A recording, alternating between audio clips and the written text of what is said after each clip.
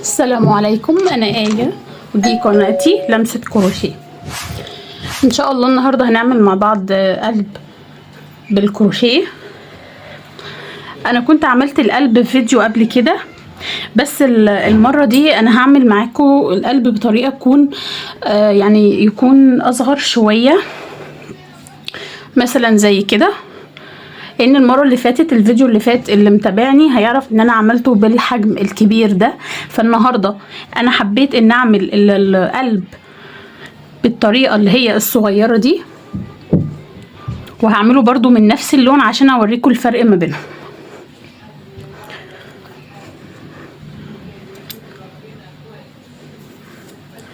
انا النهارده هستخدم خيط الكليم او خيط التيشيرت، اللي تحبي تقوليه بقى قوليه، هو ليه الاسمين دول. وهستخدم معاه ابره مقاس 8، وكل ما انتي بتصغري الابره بيطلع لك القلب بشكل اصغر شويه، زي مثلا حاجه كده زي كده وزي كده. يعني هو هنا بابره مقاس 5 وهنا ابره مقاس 6، فطبعا طلع لنا هنا شكل صغير وهنا شكل اكبر علشان احنا غيرنا مقاس الابره. هشتغل على طول عشان ما اطولش عليك الفيديو. هنعمل عقده سحريه. بنعملها ازاي؟ بنحط طرف الخيط الصغير على ايدنا كده، وصابعيننا دول بنلف عليه الخيط، هندخل الابره ونشد الخيط اللي ورا كده ونرتفع سلسله اهو، بس كده. دي كده اسمها عقده سحريه او لفه سحريه، يعني اللي تقوليه. لو انا شديت الخيط كده يبقى هي اسمها عقده بدايه، اللي هي عقده بدايه اي قطعه كروشيه. اللي حابب يعرف عقدة البداية يرجع للفيديوهات، وانا عاملة سلسلة تعليمية اللي حابب يتعلم. هرتفع 3 سلاسل. انا بالفعل ارتفعت هنا واحدة، هعمل كمان 2، 1 2، هعمل عمود بلفة. انا هنا هرتفع سلسلتين مش 3، انا هنا عملت لكم 3 بس انا هوريكم حاجه.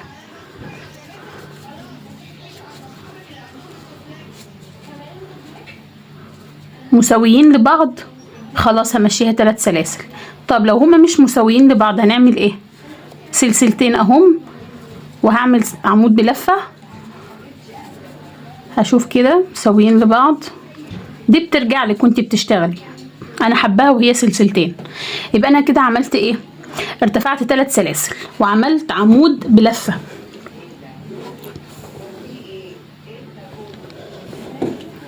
ثواني كنت بظبط الخيط.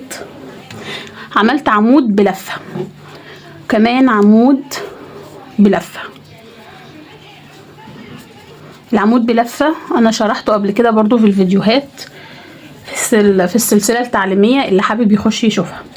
طيب هعمل 3 نص عمود. عندي 3 اهو كده على الابره، هطلع بينهم نص. انا عايزه هنا كل الشغل وانا شغاله على الخيط هنا علشان يبقى تحت الشغل متداري. يعني عملت ايه؟ لفيت الابره، لفيت الخيط على الابره ونزلت جوه الدايره السحريه. بقى عندي 3، هسحب الخيط واطلع منهم هما ال3. هعمل سلسلتين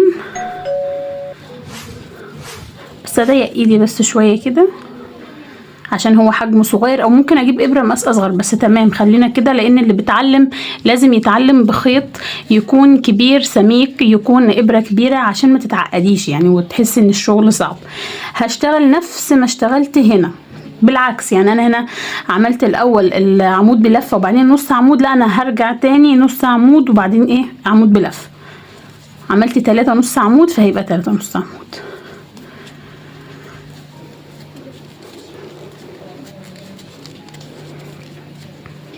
وفي كمان حاجه، لو انتي عايزاه يبقى شكله صغير جدا جدا ما تعمليش السلسلتين اللي هنا، خليهم سلسله واحده.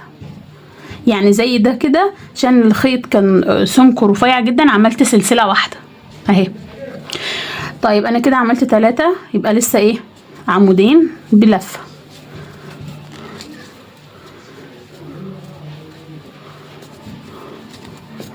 هوضح العمود بلفه انا عامله له فيديو، بس انا هوضحه تاني. انا بلف الخيط على الابره، وبخش في الدايره السحريه وبسحب الخيط وبطلع من 2، بقى عندي 2 فتلتين على الابره، بطلع منهم هما الاتنين، ده كده عمود بلفه. انا كده عملت العمودين بلفه، وقبلها كنت عامله نص عمود هرتفع 3 سلاسل. انا كنت هنا ارتفعت 2، هنا هرتفع سلسلتين كمان زي ما ارتفعت هنا. هعمل ايه؟ هخش جوه الدايره السحريه اعمل منزلقه. خد بالك تطلعي بالخيط اللي هو اللي احنا هنشتغل ايه تحتيه، يعني بصي هو اهو الفتله اهي. انا هخش جوه الدايره وامسكيه بقى عشان ما تتلخبطيش. قومي عامله منزلقه. انا هقص واشد الابره. طيب هعمل ايه بقى؟ الخيط اللي هو في البدايه خالص اللي انا قلت هندريه تحت الشغل هنشده، بس وانتي بتشدي هو عايز يتشد قوي عشان نقفل الدايره، وفي نفس الوقت بالراحه يعني عشان ما يتقطعش منك، لان لو جوده الخيط مش كويسه في ثانيه يتقطع منك. طب انا شديته قوي اهو. هعمل ايه بقى بالخيط اللي هو طالع ده؟ هجيب ابره تكون اصغر، مقاس اصغر شويه، واسحب الخيط لورا كده، اسحبه بس كويس. تمام تمام.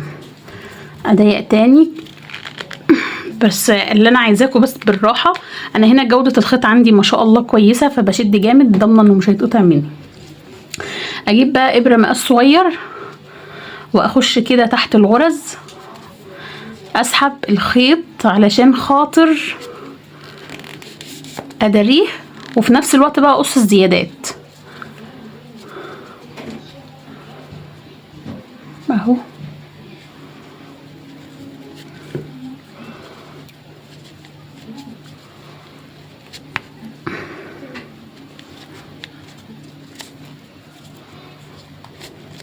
الخطوة دي مهمة عشان نداري بها الخيط.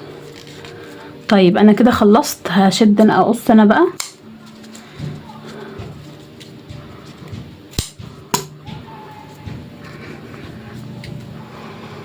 طيب اظبط انا بقى شكل القلب كده بايديا زي ما قلت في الفيديو اللي فات. انا عامله فيديو تاني لطريقه القلب، بس هنا عملت عمود بلفه، فكان القلب التاني اكبر شويه، عملته عمود بلفتين، نص عمود هنا السلاسل اللي تحت عملتها في الفيديو اللي فات اللي هو في القلب الكبير عمود بلفه واحده. هنا عملت سلسلتين، وبرضو الفيديو اللي فات عملت سلسلتين، بس انا هنا ضيقت ايديا شويه فانا ممكن اختصرها واعملها سلسله واحده واوسع ايدي فيها. خلاص كده. طيب دلوقتي لو انت حابه تعملوا له ميداليه زي اللي انا عاملاها هنا اوكي براحتك، ولو انت حابه تسيبيه لوحده اوكي براحتك. لو انت حابه بقى تعملي له علاقه من نفس نوع الخيط، جبت هنا خيط تاني اهو، اتنيه كده 2 من ظهر القلب، من ظهر القلب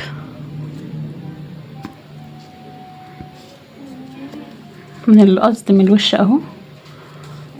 سحبت كده الخيط تمام.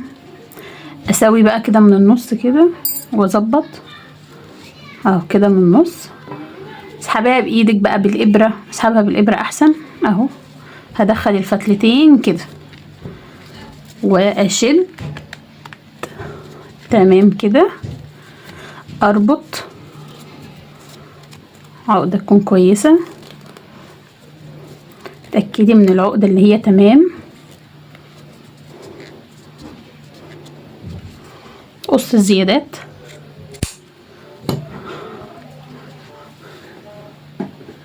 بس. ده كده قلب صغير.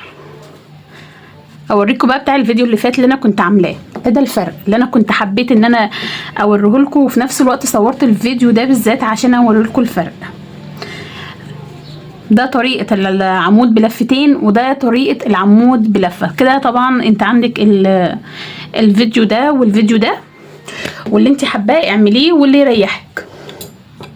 طبعا عرفتك ازاي الفيديو اللي فات، وانا برضو هكلمك الفيديو ده برضو ازاي تختاري الابرة لسمك الخيط، لان خيط الكليم او خيط التيشيرت في كذا سمك، وانا قصدت ان انا افرد القلوب اللي انا عاملاها دي قدامكم علشان خاطر تعرفوا ان الخيط يعني في كذا سمك مش سمك واحد. ده خيط كليم سمكه صغير، ده خيط كليم بمقاسات مختلفة اهي، ده عمود بلفتين، ده عمود بلفة، ده برضو خيط كليم. اشتغلت ده بإبرة 6، اشتغلت ده بإبرة 5 على ما اعتقد. القلب ده هو القلب ده، بس ده اكبر شويه، مش عارفه ظاهر عندكم الفرق في الكاميرا ولا لا.